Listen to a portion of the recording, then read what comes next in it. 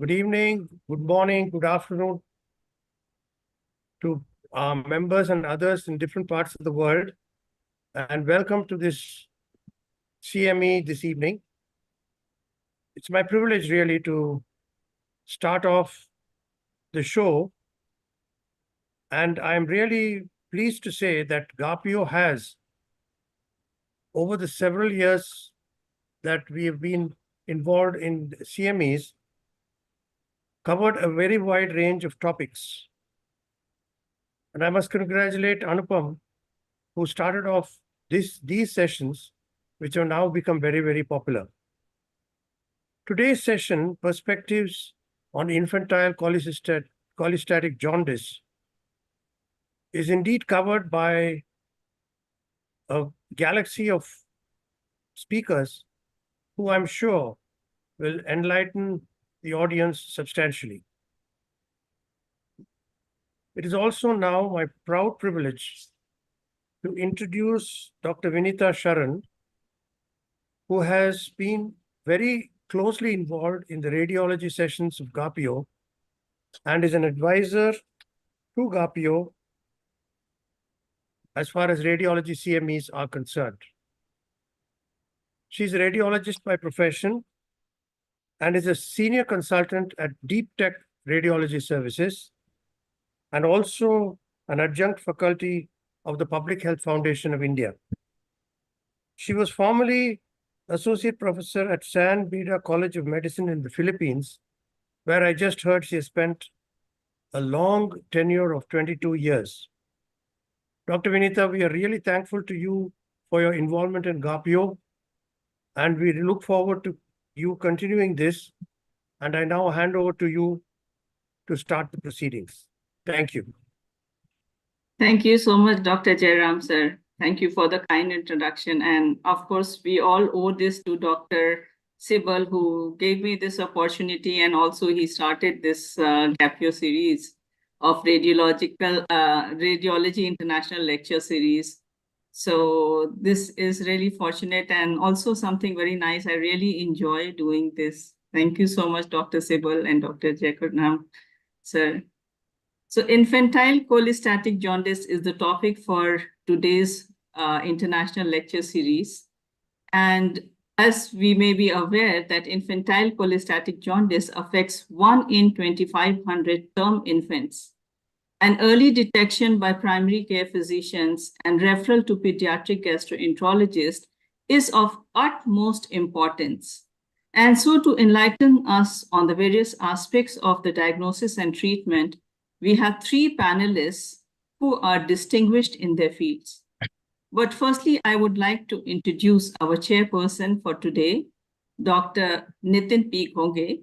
He is radiology consultant at Indraprastha Hospital, Apollo Hospital, New Delhi.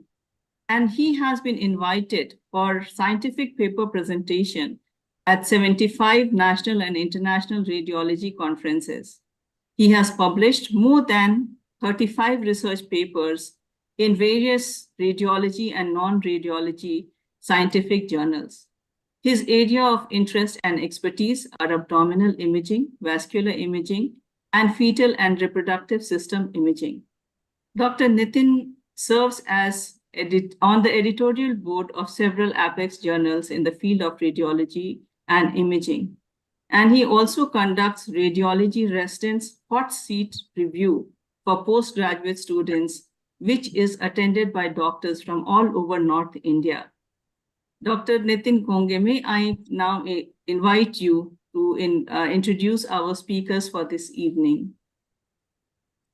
Thank you, Dr. Vinita, for the kind introduction.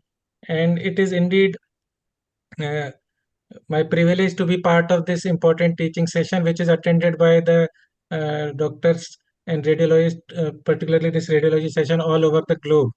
And so, as Dr. Vinita already mentioned, the importance of neonatal cholestatic jaundice, which is a very important and not very uncommon. It is an important clinical entity where early diagnosis is very, very important. So the knowledge among clinicians and among radiologists is very important, how we can diagnose the entity at the earliest so that the patient can be subjected to the appropriate treatment for a good outcome. And for the this session, we have divided the session into 3 components, where as we talk about multidisciplinary management of these patients. So we have divided it into 3 components, that is the clinical assessment of the patient, followed by imaging assessment, and then followed by the surgical assessment, which is an important part of the patient workup. So for the clinical assessment of neonatal cholestatic jaundice, we have none other than Dr. Anupam Sibal as the speaker for today. And this is indeed my honor and privilege to invite Dr. Anupam Sibal as the first speaker for this session. Dr. Sibal, as everyone knows, is a group medical director for Apollo Hospitals and is a senior consultant pediatric gastroenterologist and hepatologist at Indraprastha Apollo Hospital in New Delhi. Dr. Sibal has been the president of GAPIO from the year 2020 to 2022. He is the member of Regional Middle East International Advisory Board of JCI, that is Joint Commission International, since 2011, and member of the Institute Body of PGI Chandigarh from 2009 to 2014. He is the honorary clinical professor at Macquarie University in Sydney in Australia. Very significantly, Dr. Sibal helped to set up the first successful liver transplant program in India at Apollo Hospital in New Delhi way back in 1998. And now everyone knows that this is one of the biggest or the busiest solid organ transplant program in the world, as Apollo Hospital Delhi has already performed 4,005 liver transplants, out of which 458 are pediatric liver transplants. So these are huge numbers, which talks volumes about what he has already achieved at Apollo Hospital Delhi. He has 124 publications, 15 book chapters, and more than 401 national and international lectures. He has edited a textbook on pediatric gastroenterology and hepatology and nutrition, published in 2015. And most importantly, he's the author of a national bestseller, a book entitled "Is Your Child Ready to Face the World?"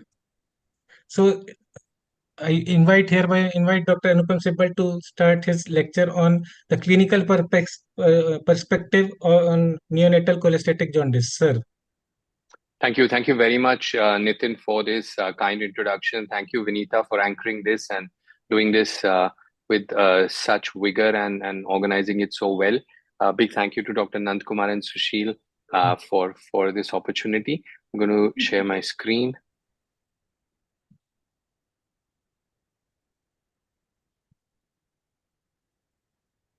Are my slides visible?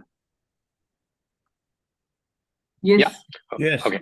So Yes, I'm going to be giving a clinician's perspective from the pediatric point of view.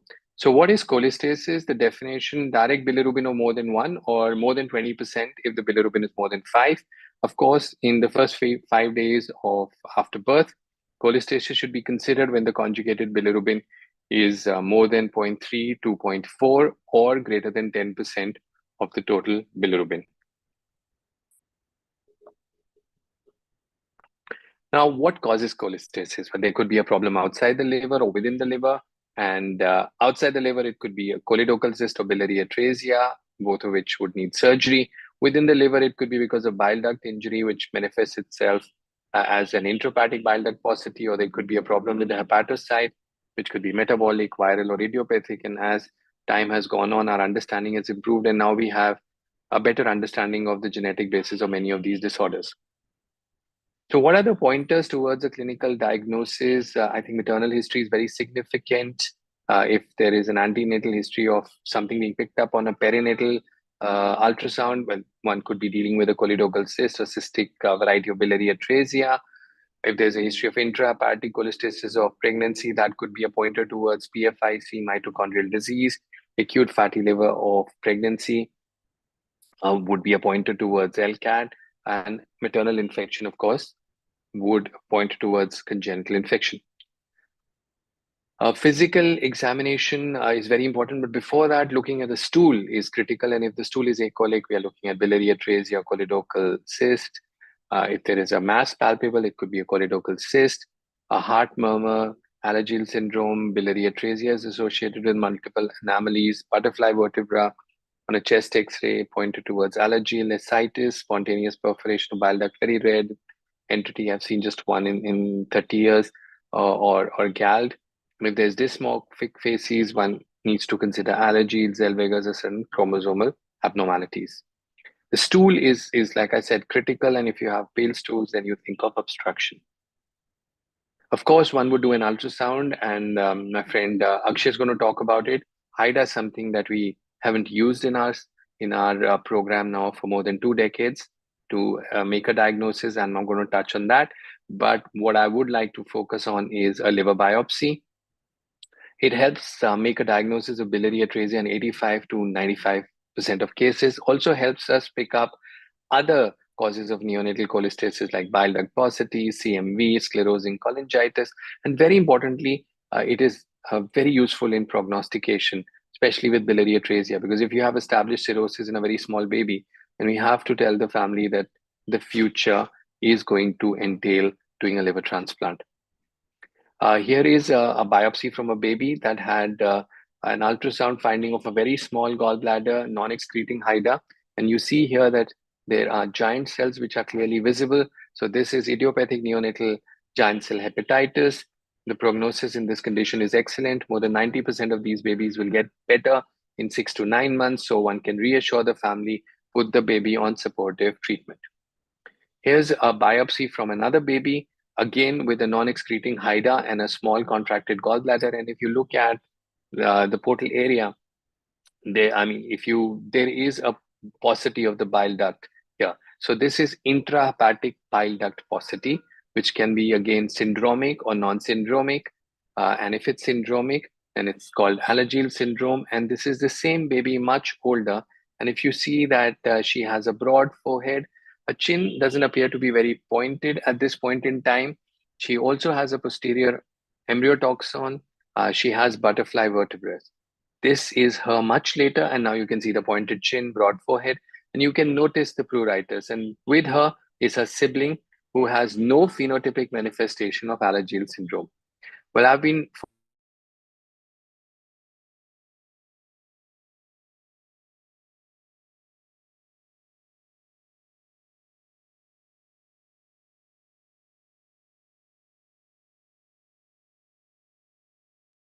We lost. I think there is some disconnection.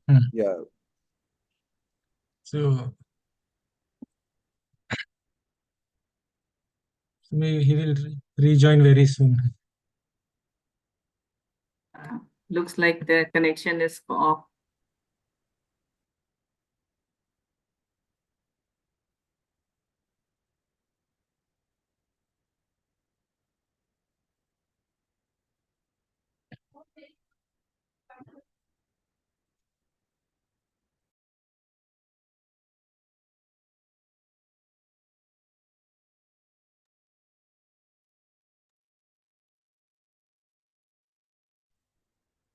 I think looks like he will have to join again.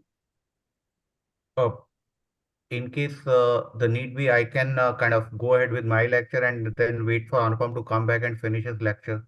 That will break the rhythm, but that will save the time.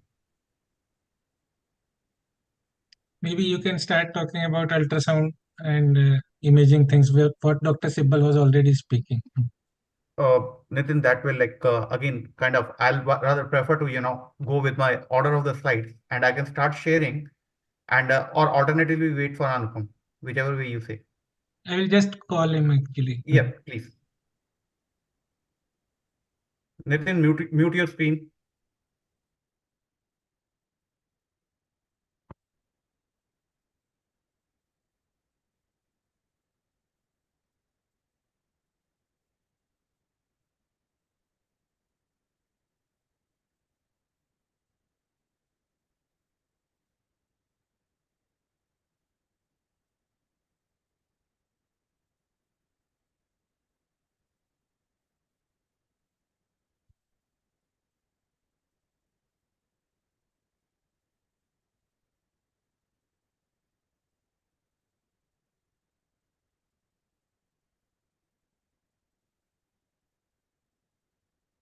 You're muted, Nitin. He's not picking up the call. I think he will just rejoin. Mhm.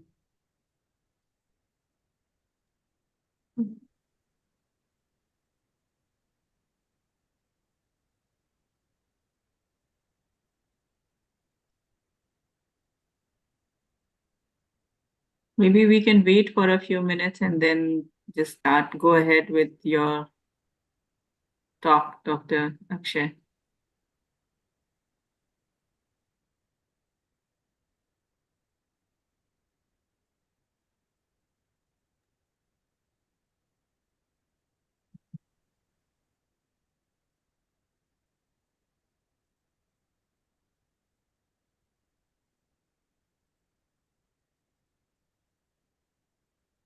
I think he's not aware also he got disconnected. That's a possibility. I dropped a message to to him.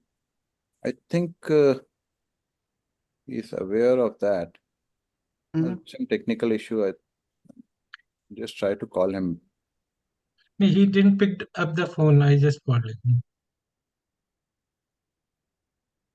So I think Dr. Vinita, what do you suggest? We should start with the question. Yeah, maybe we can go ahead and then we can hear Dr. Sibal again once he has connectivity. Yes, yes.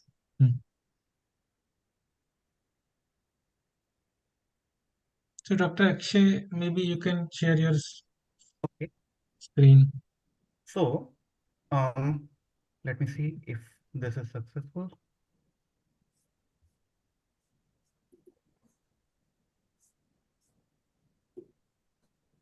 Right. Can everybody see Yes, my yes. screen?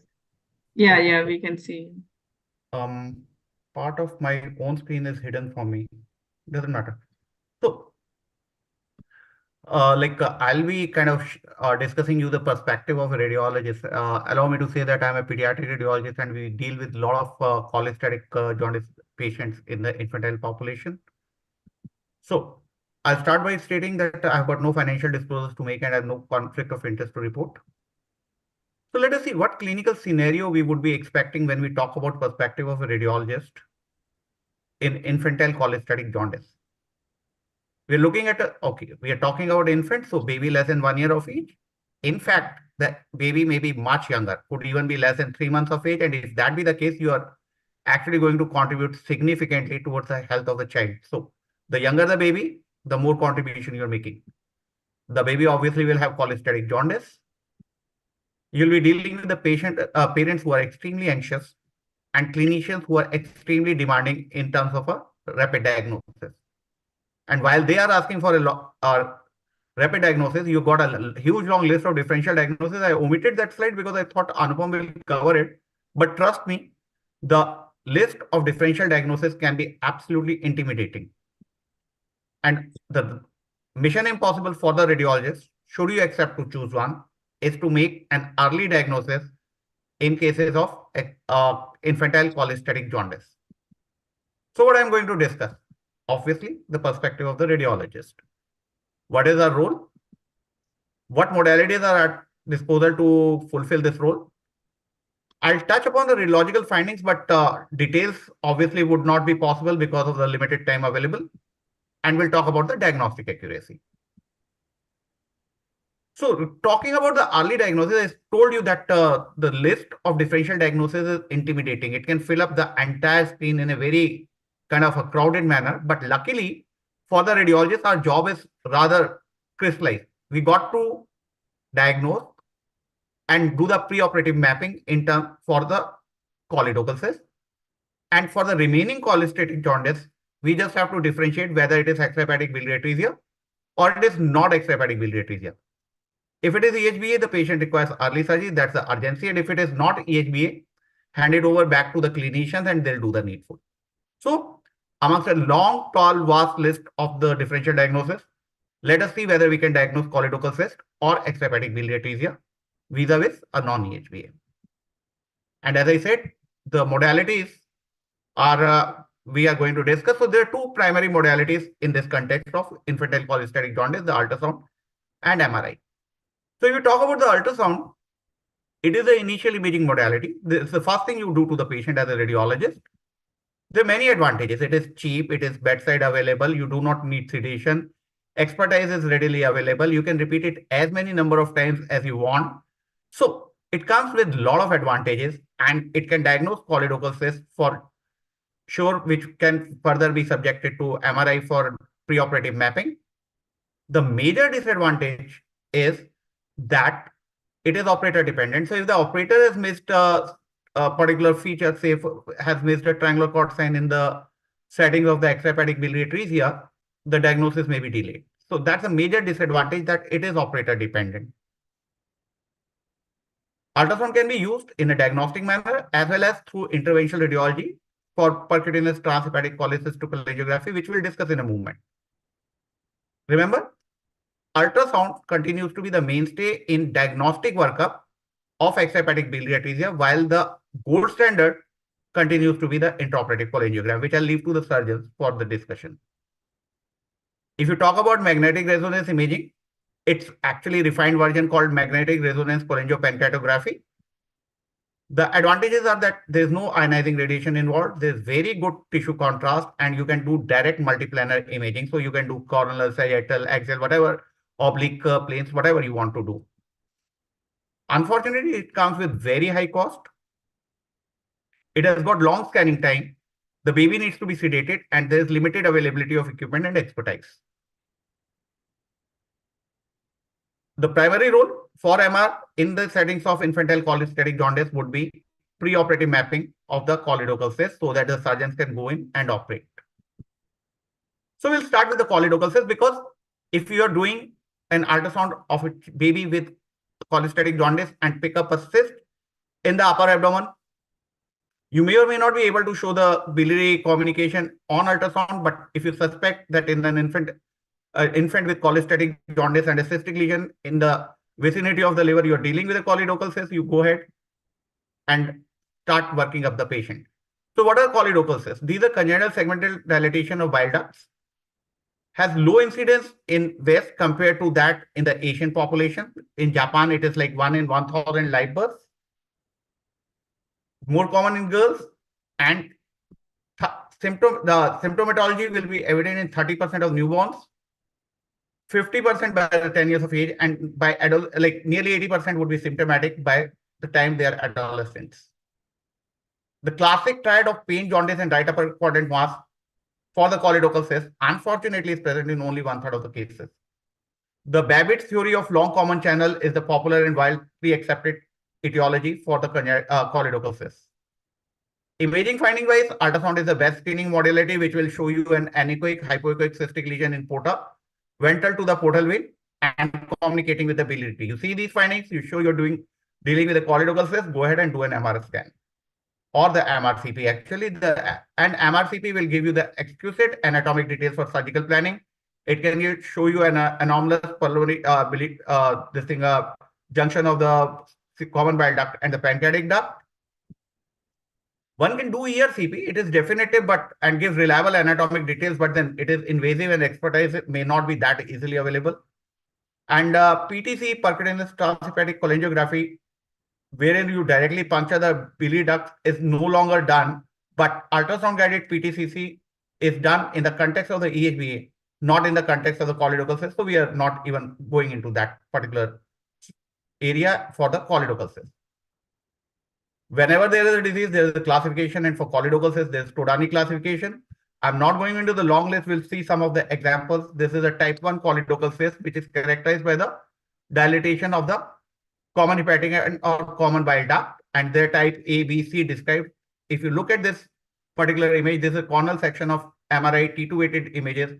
This is the gallbladder, and the other thing which looks like the gallbladder is actually the dilatation of the distal CBD, and this is the proximal common bile duct and the common hepatic duct. You see the same thing in the transverse section. This is the pancreas. This is the region of the head of the pancreas. This is the gallbladder. Here's the duodenum, and medial to it, you see the dilated CBD. So this was a choledochal cyst. As a patient, this is like speaking out for itself, a grossly dilated common bile duct, and there is some stasis in the proximal intrahepatic biliary radicals. Over here, what do we see? This is not the gallbladder. This is the CBD, and there is an eccentric diverticulum, which is the type 2 choledochal cyst. and some prominence of the intrahepatic biliary radicals. Do not bother about this structure. This is the stomach. Type 3 is so rare that I have not seen one ever. It is described as the dilatation of the intraduodenal part of the choledochal cyst and can be treated endoscopically. Type 4 has got multiple communicating choledochal cysts. If they involve both the intra and extrahepatic ducts, it's called type 4A. If it is only the extrahepatic dilatations, then it is called type 4B. Like as you can see in this patient, the multiple communicating cysts in the intrahepatic distribution. This was the gallbladder, so this was the type 4A. Type 5 is the Coriolis disease, where you find multifocal segmental dilatation of the bile ducts. This is an ultrasound image. This is the MR image. Again, the ultrasound image and the MR image. You can see the multiple dilated ducts. You may be able to see the central dot sign of the Coriolis disease. And if you look at the kidneys, sometime this is ultrasound, this is the MR, and you may be able to see these dilated ectatic channels within the kidneys in a patient of Coriolis disease. The next entity the radiologist would be like asked to diagnose is extrahepatic biliary atresia. It's like this, that the patient comes, you do an ultrasound, you see the choledochal cyst, do an MR. If you have not seen the choledochal cyst, you move on to see whether or not this can be extrahepatic biliary atresia. So what are you likely to encounter on ultrasound? But before that, what exactly is extrahepatic biliary atresia? It is a congenital obliterative cholangiopathy of unknown origin. It affects both intra and extrahepatic bile ducts. Early diagnosis is crucial because if they are operated upon below the age of 3 months, they will have better prognosis. But if you leave them untreated beyond the age of 3 months, they'll have a progressive course to cirrhosis and stage liver failure and death. So this is the importance why you have to differentiate EHBA from all other entities which may cause infantile cholestatic jaundice. Remember, while we talk about the ultrasound, gold standard continues to be laparotomy with intraoperative cholangiography. Till date, no radiological modality has been able to replace intraoperative cholangiography. So coming back to ultrasound, what would you kind of look for in an ultrasound? The first and foremost is the gallbladder. Well, the gallbladder may be absent. So an absent gallbladder by far and large will speak for the diagnosis of extrahepatic biliary atresia. You may be able to see a white band of increased echogenicity more than 4 millimeters in width, and this is called what is known as a triangular cord sign. Remember, this sign is very specific, but unfortunately the sensitivity is low. So very few patients will show this sign, but those who show this sign are virtually, I mean, not 100%, but with a very high specificity, they will be extrahepatic biliary atresia. The gallbladder, if you see the gallbladder, and it looks crumpled and deformed like this, maybe you are dealing with extrahepatic biliary atresia. You can have a pre-feed and post-feed gallbladder evaluation. And if the gallbladder is contracting, that can be considered as a sign of normalcy, but this is not 100% sure, not 100% guaranteed. The hepatic artery may hypertrophy and maybe more, the right branch may be more than 1.5 millimeter. The ratio of the right branch of hepatic artery and the corresponding portal vein may be more than 4.5 in cases of extrahepatic biliary atresia. And then if you look at the subcapsular region for the blood flow, it may be increased in cases of extrahepatic biliary atresia. Unfortunately, none of these features have got 100% foolproof value. Everything has its potential pitfalls. So ultrasound essentially is a screening modality leading you to the gold standard for the diagnosis, which is intraoperative cholangiogram. We'll come to it in a moment. So there was a meta-analysis published recently, which included the studies from 1990 to 2015, and they had their criteria for based on which there were 23 studies included in the meta-analysis. And the only thing I want to highlight over here is that everything, whether it is a gallbladder abnormalities, triangular cord sign, their combination, or absent gallbladder, none of them would be 100% sure for the diagnosis of extrahepatic biliary atresia. That brings you what is the gold standard, and that is the intraoperative cholangiogram. What would the surgeon do? Surgeon will give first the anesthetist will give general anesthesia. There would be a laparotomy. The gallbladder will be cannulated and the contrast will be injected. if the contrast does not go into the biliary channel, biliary tree as well as the duodenum, that would suggest the diagnosis of extrahepatic biliary atresia, and the surgeon will proceed to Kasai procedure. So far, so good. The problem is, if you do an intraoperative cholangiogram and the contrast goes both into the duodenum and the entire biliary tree, which means the intraoperative cholangiogram is negative for extrahepatic biliary atresia. This forms the negative laparoscopy. You'll have to tell the parents that the good side is that the baby does not have PHBA. The bad side is that the baby had a surgery which he didn't require in the first place. So that brings you to the next entity, what it's called the PTCC, or the percutaneous transhepatic cholecystocholangography. This is an ultrasound guided procedure performed under sedation. We visualize the gallbladder, and if you can see the gallbladder, we inject contrast directly into the gallbladder like the intraoperatic cholangiogram. Now the difference here is we are not giving any incision. There is no laparotomy. The radiologist is doing it, not the surgeon. This can reduce the number of negative laparotomies, because if the contrast goes into the duodenum and the biliary tree, the diagnosis of EHB is excluded, and we are not doing the intraoperative cholangiogram in such patients. So it can reduce negative laparotomies. It can reduce the time to make diagnosis. There are no significant complications associated with this procedure, but unfortunately, false positive diagnosis of EHB is again possible. So even if the PTCC is currently evolving, do remember that the gold standard continues to be intraoperative cholangiogram. However, if the PTCC is showing a passage of contrast both into the biliary tree and duodenum, the diagnosis of EHBA may be excluded and a false negative laparotomy may be averted. So let's look at this image. This was an infant. The gallbladder was seen. Ultrasound guided needle placed in gallbladder. The contrast goes down through the CBD into the duodenum and into the intrahepatic biliary channels. This negates the diagnosis of extrahepatic biliary atresia, and the child does not require the gold standard investigation, which was the IOC. So all in all, a negative laparotomy was averted for this child. Another patient, a crumpled looking gallbladder, no contrast into the duodenum or biliary tree on percutaneous transhepatic cholecystocholangography, and a corresponding intraoperative cholangiogram, again showing similar findings, no contrast in the biliary tree or the duodenum, both of them showing the diagnosis of extrahepatic biliary atresia. So far so good. Unfortunately, there would be cases like this where you'll see the gallbladder on ultrasound, you puncture, contrast does not go into the duodenum or the biliary tree. You say that's suggestive of EHBA, but when the surgeon does the intraoperative cholangiogram, you realize this actually is patent biliary tree. There's no EHBA. So do remember that PTCC may be false positive for EHBA. So in summary, infantile cholestatic jaundice has wide etiology, and we'll wait for Dr. Sibal to elaborate upon that. Radiologists are required to diagnose choledochal cyst and differentiate between EHBA and non-EHBA. Choledochal cyst, MR has key role in preoperative mapping. For EHBA, ultrasound staining is for extrahepatic biliary atresia versus all other entities. Role of PTCC is emerging. Thank you so much. Thank you, Dr. Akshay. That was an excellent overview of how imaging modalities can help in the early diagnosis of cholestatic jaundice. And as we have Dr. Anupam Sibal back with us because of some technical problem, he was briefly disconnected.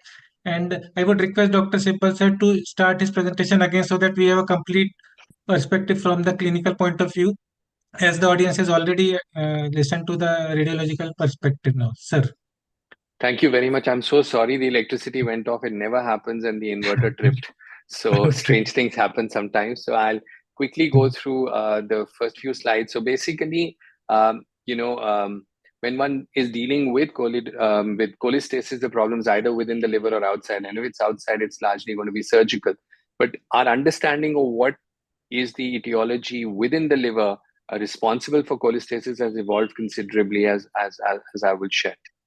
So there are pointers which are relevant from the antenatal history, from the mother's history, that can point us. But very importantly, physical findings are very important. And the observation of the stool, the naked eye examination, can really point towards obstruction. So we always insist as clinicians that we see at least 2 or 3 samples of the baby's stool. Ultrasound and HIDA kind of part of radiology, so I'm not getting into that. But what we are definitely interested in And we do this in every baby with cholestasis is a biopsy. In fact, in our unit in the last 2 decades, we've never done a HIDA to make a diagnosis. So a liver biopsy will identify biliary atresia in 85 to 95% of the cases. It also helps in prognostication, which is very useful, but we also pick up bile duct paucity, CMV, sclerosing cholangitis.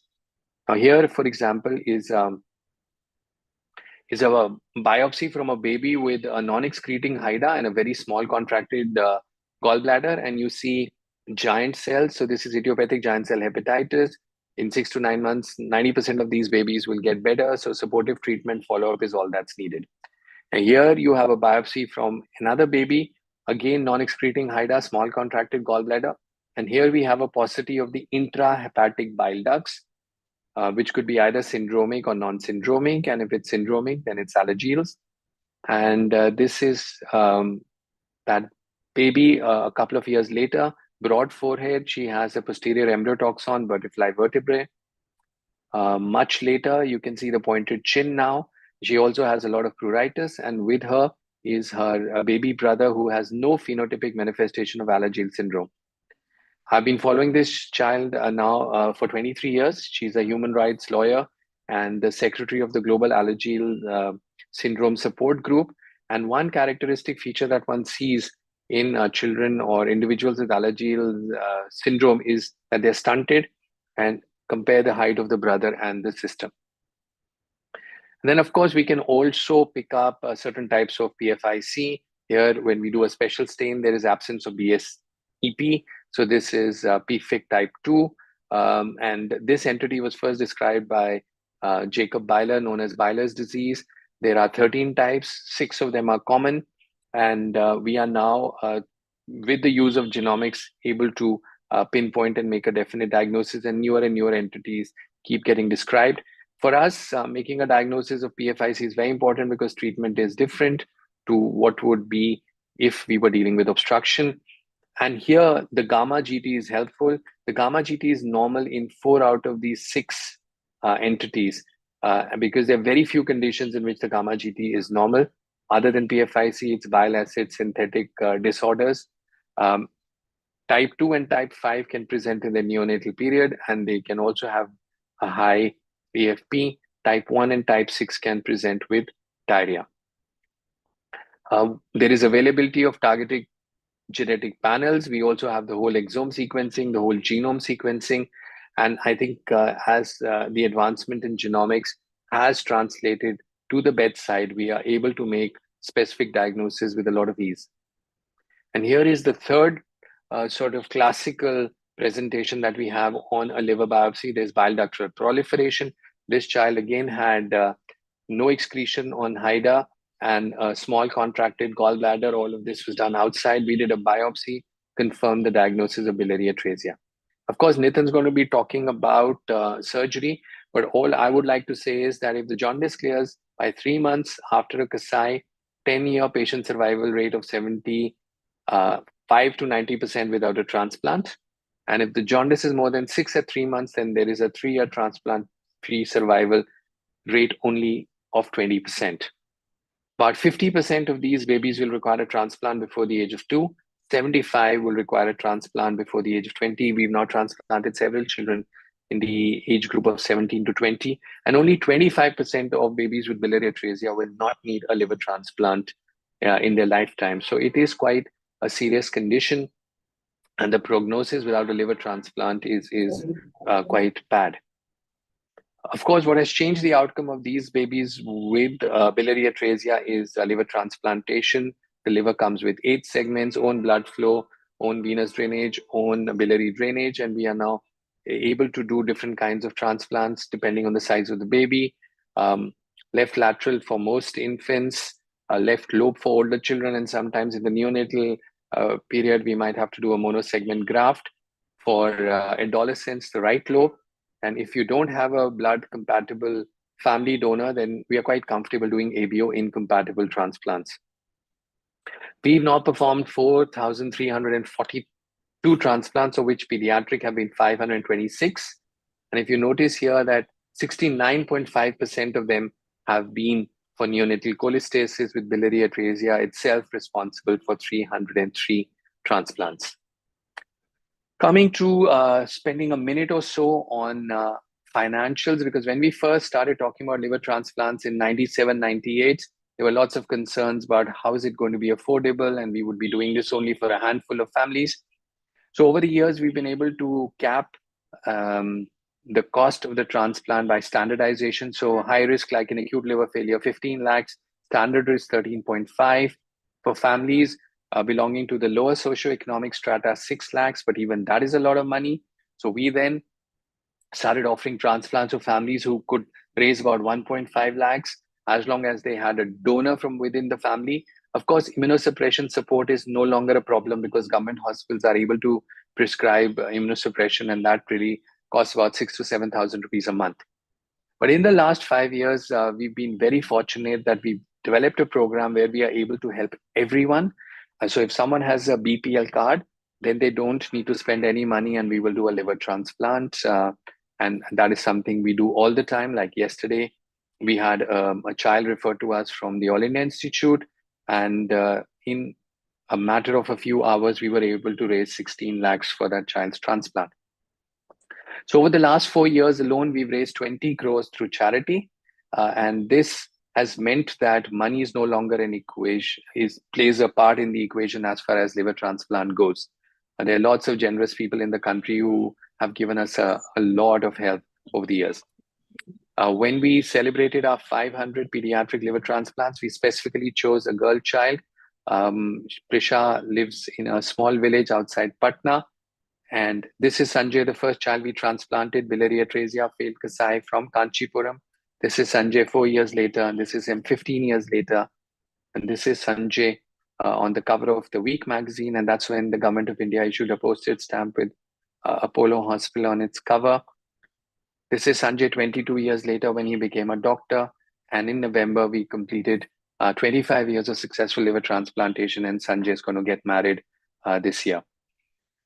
While we're really delighted about improving access, what is very significant is to remember that a baby born with biliary atresia in the 1950s had 100% mortality till Mario Kasai developed the Kasai's photoenterostomy. But if a baby is born with biliary atresia in 2024, there's 90% survival.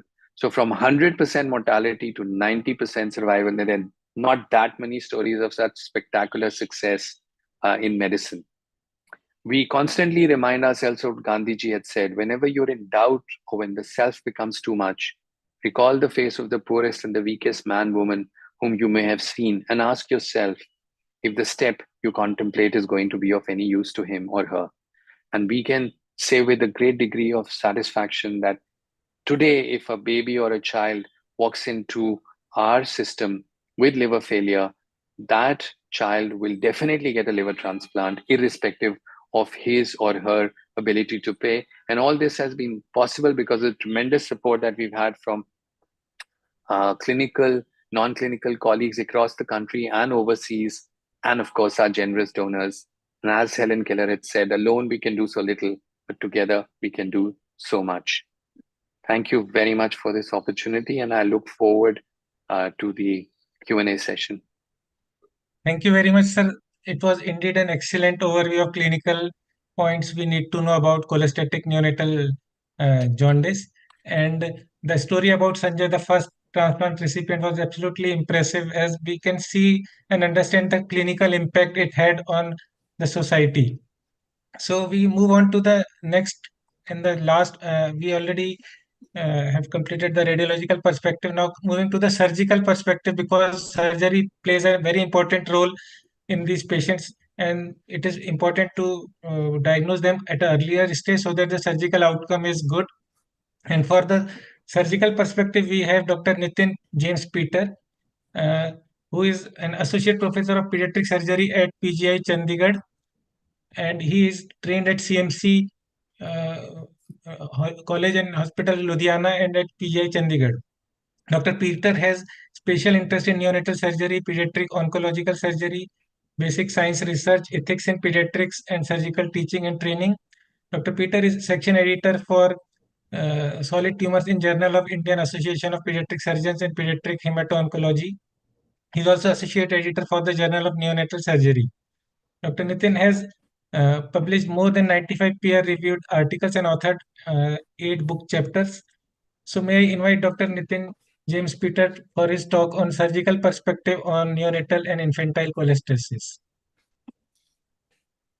Good evening. Am I audible? Yes, sir. Yes, sir. Good evening.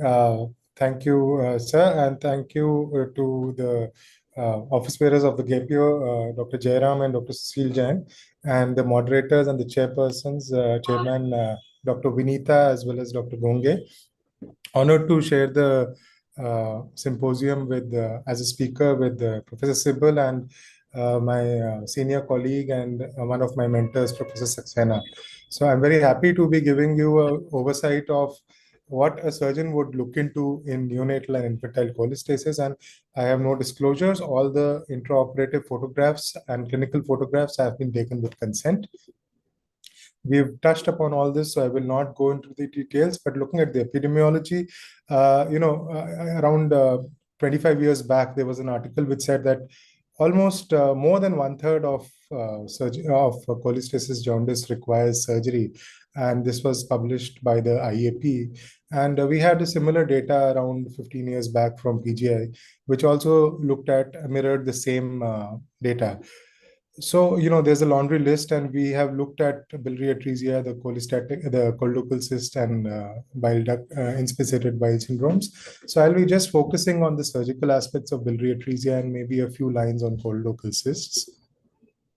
And of course, this part has been covered extensively, so I won't go into details.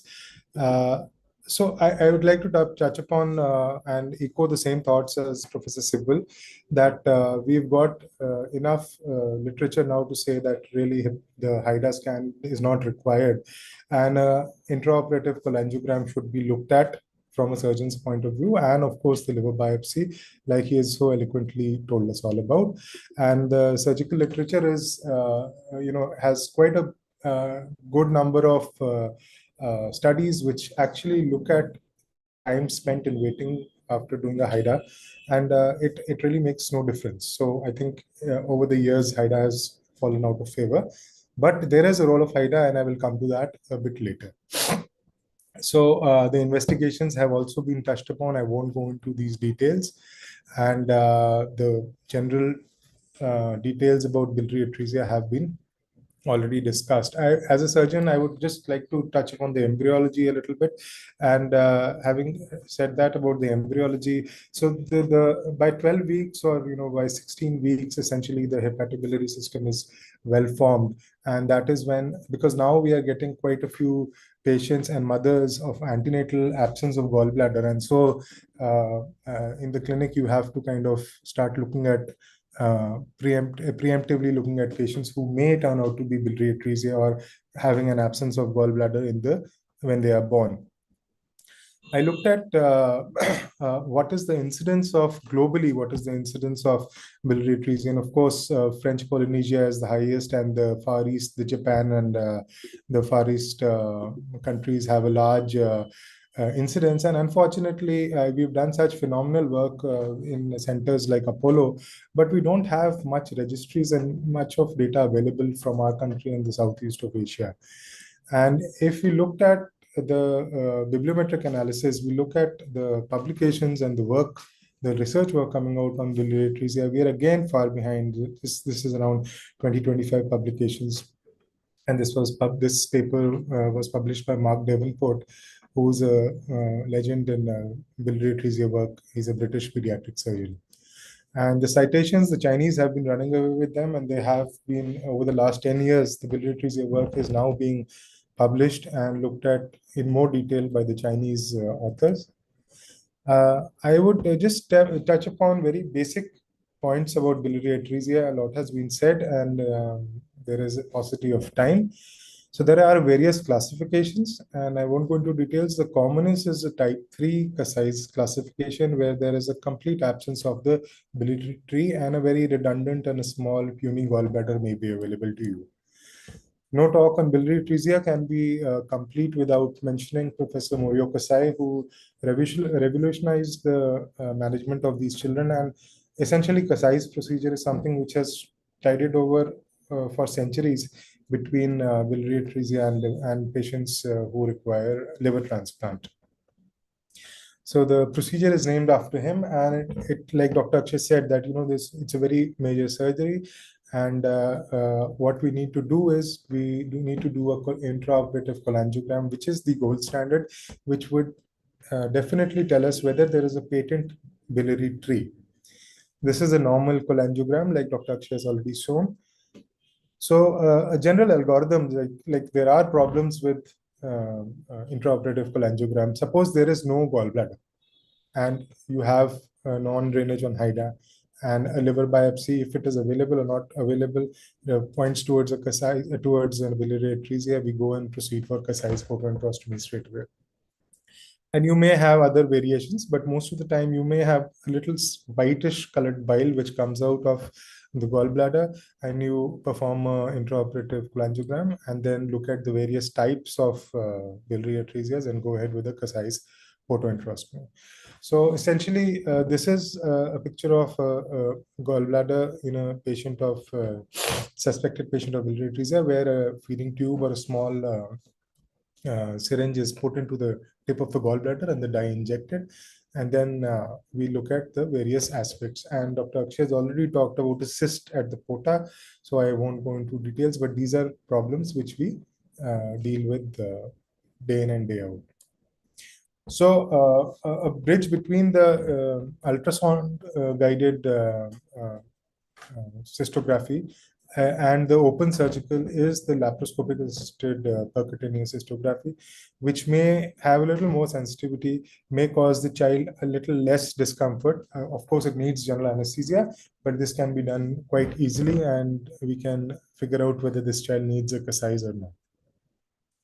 I will just talk about the extent of dissection. So this is the blue is the portal vein, and the rex fossa on the left with my pointer where I'm showing, and the bifurcation of the portal vein on the right. So this green area is the area where the portal plate is present, and we kind of dissect this out and try to core out this so that whatever bile ducts are available, they are opened up, and a loop of jejunum or duodenum is attached over there to give it the patent bilirubin-enteric drainage. So these are some photographs from personal cases. So this is the atretic gallbladder and the fibrous cord with the portal plate over here, and you can see the portal vein, the C of the portal vein as we call it. A little better picture, and the left portal vein can be seen easily, whereas the right portal vein is not very clear over here. And this is once the portal plate is dissected out completely. And at the end of the procedure, we normally in our center we do hepatico-jejunostomy with a roux limb, and a roux limb is attached very nicely to the portal plate, where the extended portal Kasai's photoenterostomy is done, and this helps in drainage of the bile down from the liver to the intestine as it is intended.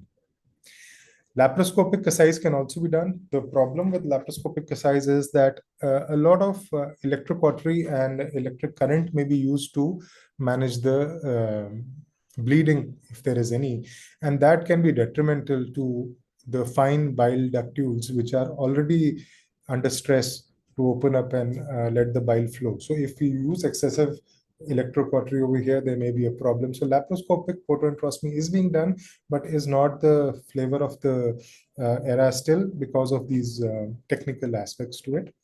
And the operative technique, like an ultrasound, is user dependent. The operative technique of biliary atresia is also a surgeon dependent thing. So if somebody is doing a lot of biliary atresia work, like the outcomes would definitely be better. And one of my colleagues who does a lot of biliary atresia work, Dr. Solanki, has looked at some newer insights into kind of instilling mitomycin C at the pota, and has been able to increase the bile flow, even though not the study is still going on. So this has already been discussed about the survival with the native liver and the liver transplant requirement. So almost 80% or 85% children would require a liver transplant at some point of time, and this would depend on the bilirubin at 3 months post exercise, as already told.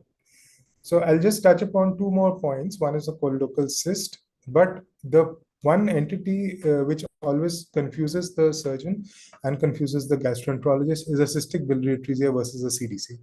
A cystic biliary atresia is something in which you need to go in early, and you cannot wait for long, because we know that as the age progresses for a child and you are delaying the exercise, the outcomes will be worse. So there are some pointers of diagnosing CDC versus cystic biliary atresia, and Dr. Akshay has very eloquently touched upon those. But I would like to tell that HIDA scan is something which can be used over here, because what happens in a HIDA, if there is a colorectal cyst or a cyst in a smaller baby, there would be initial photopenia at the level of the cyst, followed by a delayed emptying into the enteric system. So that is something which we can use to help out in diagnosing a HIDA scan, diagnosing a colorectal cyst vis-a-vis a cystic biliary atresia. And infantile colorectal cyst, we generally can wait up to 3 to 6 months of age and then take up for surgery. As I've already told, these points have been discussed. So the principles of surgery are essentially a cyst excision in a colorectal cyst with biliary-enteric anastomosis. So this eliminates potentially pre-malignant epithelium of the cyst lining, and also separates the pancreatic drainage from the biliary drainage in these children. Dr. Sibal has already spoken about allergies and PFIX. So there is some there are some surgical options which can be extended to these patients, and recently we have been exploring these more in a more organized way. So earlier, partial external biliary diversion and internal biliary diversions were being talked about, and internal biliary diversions in some varieties of PFIX is now being done more commonly. Essentially, the indications for surgery here are to delay liver transplant and to kind of take care of the intractable pruritus, like in the figure of that girl he had shown, which had very, very bad pruritus. So this is the diagrammatic representation. So we kind of stop the enterohepatic circulation of the bile acids and the bile salts to help in decreasing the pruritus. So again, some intraoperative photographs. A gallbladder is seen in these children with allergies, and we isolate a loop of jejunum and then anastomose the jejunum between the gallbladder and the transverse colon. And this conduit kind of helps in cutting off the enterohepatic circulation of the bile salts. So personally, I've taken care of 4 children with the intractable pruritus, and we looked at pruritus scores, and there was significant reduction in the pruritus scores in these children. So it is a relatively easy surgery to do with limited complications, and can really allay the problems of severe pruritus in these children. And in some patients, it may even delay the liver transplant, but the jury is still out for that. So I would like to just close my discussion with the point that it is imperative to identify these neonates and infants early on. So any jaundice which persists beyond 2 weeks needs to be looked at. And this exercise of diagnosing these children is highly beneficial in spite of the rarity in our country. And like Dr. Sibal has shown that the numbers of survival has significantly increased, and an early referral to a gastroenterologist, hepatologist, or a pediatric surgeon is the norm. And this is a picture from our neonatal surgical ICU. And this is one day when we had 19 patients of tracheoesophageal fistula. We are a center which does a lot of that. So this photo I just wanted to show, because when our department started in the late 60s, till the late 80s, there was no survival of tracheoesophageal fistula because of our resource constraint. And now we have a 90% survival of tracheoesophageal fistula in our center. And so this is one of the success stories of neonatal surgery. And I would like to, echo the thoughts of Professor Sibal that problems like biliary atresia are now very easily manageable with surgery and multidisciplinary care. Thank you very much for your time. Thank you very much, sir. It was indeed an excellent overview of surgical options and the problem, as you mentioned, across the globe, how we can see over in your presentation that despite so much good work, we still are lacking in terms of scientific publications from the data is also limited. So we have to work towards it that we have to publish more and more what we are already doing. So before we have a couple of questions, and before I go to the questions, so the first question, as are I invite all the participants to post their questions in the chat box. We have a couple of questions and I will just address a few of them. So the first question is to Dr. Akshay Saxena. Dr. Akshay is already there. So as Dr. Akshay has to start his presentation in between and I happen to miss his introduction. So I will just briefly, before he answers this first question, so let me give a brief introduction about Dr. Akshay Saxena. He is a professor and at PGI Chandigarh, professor in radiology, and he is former vice president of ISPR, Central Council member of IRIA Chandigarh chapter. He has a national subspecialty head for pediatric radiology for IRIA and co-director for PGI AIRP categorical course series.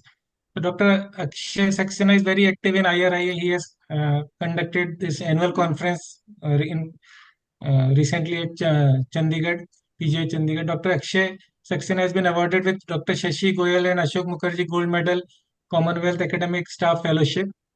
His fellowship of ICRI and GAPIO Excellence in Radiology awards in 2022 as in Distinguished Clinician category. He has published more than 150 papers, authored 17 chapters in books, presented 27 papers, and delivered 63 lectures. So, Dr. Akshay Saxena, the question which I can see in the chat box is, you talked about ultrasound, the role of ultrasound, the triangular cord sign as a specific sign, though it is not very sensitive, I guess. But Dr. Swadeep Sengupta wants to know whether power Doppler or Doppler has any specific role in evaluation of the portal and the hepatic arterial ratio to decide about biliary atresia, in addition to what we see on ultrasound. No, not really. Like the signs which are described for diagnosing, at least as a screening modality, are the hypertrophy of the hepatic artery, the increase in the ratio of the hepatic artery to the portal vein, which simply means that the hepatic artery is enlarging. And then you can also look at the increased subcapsular flow. These are the situations which would be the pointers towards the extrahepatic biliary atresia. But if you talk about the flow patterns, at least I'm not aware of any study which would have evaluated the flow patterns towards the diagnosis of EHP. So it is mainly about the dimensions, vascular dimensions. Dimensions and subjective evaluation of hepatic subcapsular flow to see whether it is increased or not. These are described in the context of the extrahepatic biliary atresia. Yes. And then in neonatal cholestasis, if there are any pathological signs for selective prognostication towards the subsequent treatment for the child? So the question is for all the, maybe Dr. Sibal will be a better person to, the prognostic factors, sir, regarding the... So that's where, the biopsy comes in. And if you've got established cirrhosis in, say, a 60-day-old baby, you might want to still do a Kasai if there's no decompensation, because you might buy time. But if there's decompensation, I mean, if you have ascites, these kids should be left alone and they should undergo a primary liver transplant. We've seen too many fiascos where, they have a very stormy course post Kasai. They get onto the vent sometimes, the wound just gapes. So it is better to leave these babies alone. And if you do, then they'll need a transplant at maybe 9 months, 10 months, a year. But if you do a Kasai in someone with decompensation, I can promise you they'll need a liver transplant in 3 months. So it's best to leave them alone. And 120 days is again something arbitrary. If the child is about 120 days old, then perhaps a Kasai is not going to work, but a Kasai might not work at 60 days also. So I think prognostication is largely dependent on whether we have decompensation or not, and what does the liver look like. And that's where the importance of a biopsy comes in. Okay, thank you very much, sir. So another question which I think Dr. Nitin James will be able to answer this, because the participant has asked about any specific findings you would look for in while dissecting the Calots triangle, or any anomaly related to biliary atresia, choledochal cyst, or diverticulitis. I don't know, by diverticulitis. So essentially, the Calots triangle is something we look at when we are looking at the CBD and the gallbladder, and it's a classical anatomy we look for when we are doing a laparoscopic cholecystectomy or a cholecystectomy, anyways. So in an EHBA specifically, we are much above the callus triangle towards the portal plate. So an atretic gallbladder with a fibrous band at the portal plate at just above the C of the portal vein is something which we want to look at. In a choledochal cyst, yes, there may be some importance of the callus anatomy, but more often than not, the callus anatomy is distorted because of the largely dilated type 1 choledochal cyst, which is the commonest entity we come across. So essentially, callus is something to do with, say, straightforward cholecystectomies, and not to be looked at in cases of EHBA or choledochal cysts. And the diverticulum part, I didn't really understand the query. Yes, thank you, sir. Sir, one more thing which I wanted to ask, rather Dr. Sibal sir will be able to answer this. The key thing regarding the management of biliary atresia is to diagnose it at the earliest, and should be referred to the appropriate center at the earliest.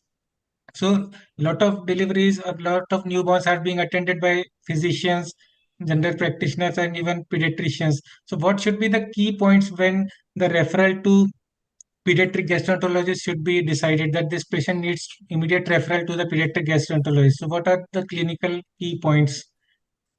I think the first thing is to really look for jaundice, because babies with biliary atresia are pretty healthy.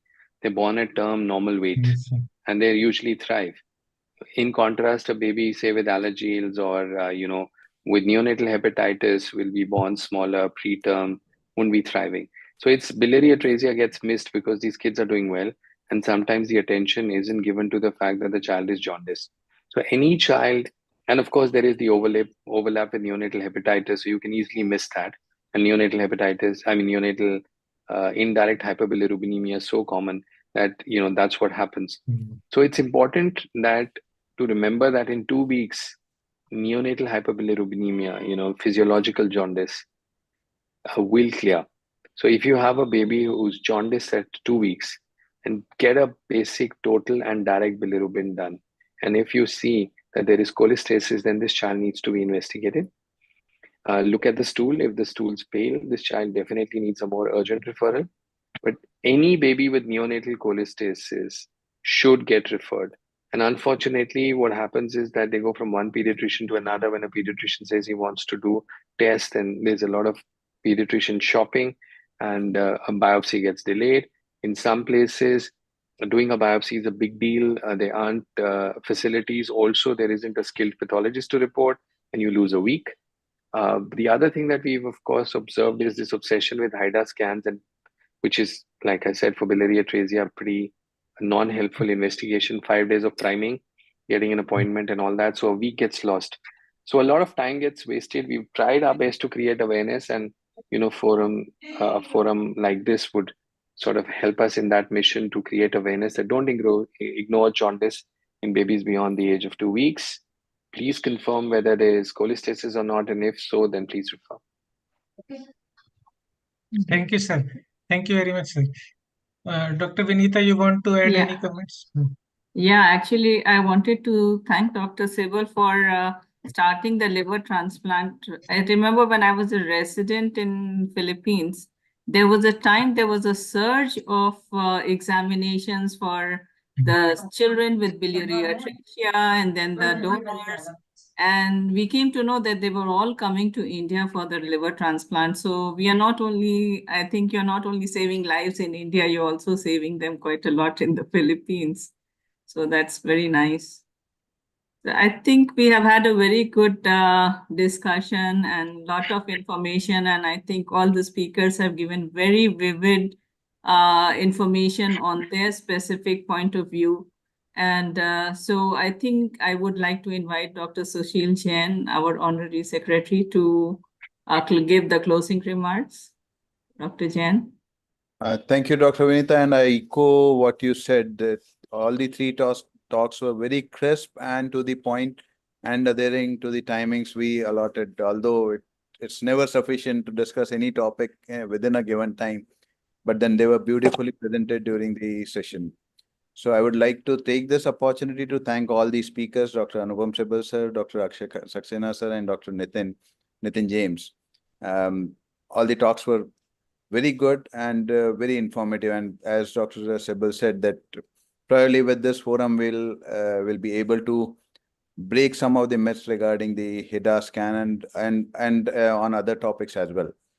I'll take this opportunity to thank Dr. Nankumar Jairam, who is the current president of GAPIO, to have the opening remarks. And of course, Dr. Vinita, who has been key to all these sessions along with the Radiology Society. It has been 1 year she has been doing this, and very proactive, well before time, and everything is well organized. Thank you, Dr. Nitin Gonge, for moderating this session. Thank you to all the audience who have attended this. I hope they will be benefited with the talks, and the GAPIO team, Mr. Jiten Malik, and the IT team behind the scenes. Thank you everyone for this wonderful session. Thank you. Thank you.